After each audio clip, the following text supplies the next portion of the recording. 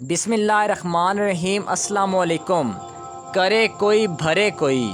ایک بادشاہ کے سامنے کسی عالم نے یہ مسئلہ بیان کیا کہ زنائی کے عمل کا قرض اس کی اولاد یا اس کے اہل خانہ میں سے کسی نہ کسی کو چکانا پڑتا ہے۔ اس بادشاہ نے سوچا کہ میں اس کا تجربہ کرتا ہوں۔ اس کی بیٹی حسن و جمال میں بے مثال تھی۔ اس نے شہزادی کو بلا کر کہا، عام سادہ کپڑا پہن کر اکیلی بازار میں جاؤ، اپنے چہرے کو کھلا رکھو اور لوگ تمہارے ساتھ جو معاملہ کریں وہ ہو بہو آ کر مجھے بتاؤ۔ شہزادی نے بازار کا چکر لگایا، مگر جو غیر محرم شہزادی کی طرف دیکھتا وہ شرم و حیا سے نگاہیں جھکا لیتا۔ کسی مرد نے اس شہزادی کے حسن و جمال کی طرف دھیان ہی نہیں دیا۔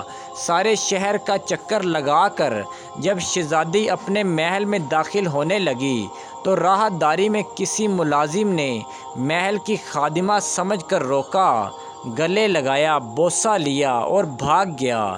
شہزادی نے بادشاہ کو سارا قصہ سنایا تو بادشاہ رو پڑا اور کہنے لگا، میں نے ساری زندگی غیر محرم سے اپنی نگاہوں کی حفاظت کی ہے۔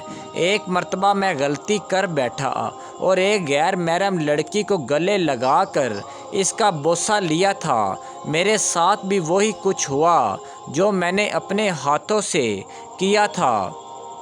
ہمیں اس واقعے سے عبرت حاصل کرنا چاہیے۔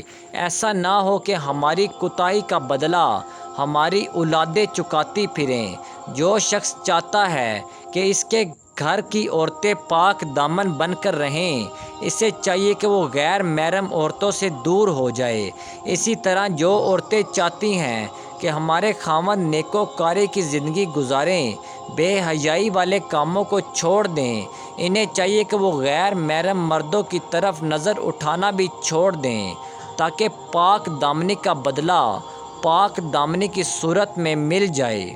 اگر آپ کو میری کہانیاں اچھی لگتی ہیں تو مجھے ضرور اپنی رائے سے آگاہ کیجیے گا اور میرے چینل کو سبسکرائب کیجیے گا۔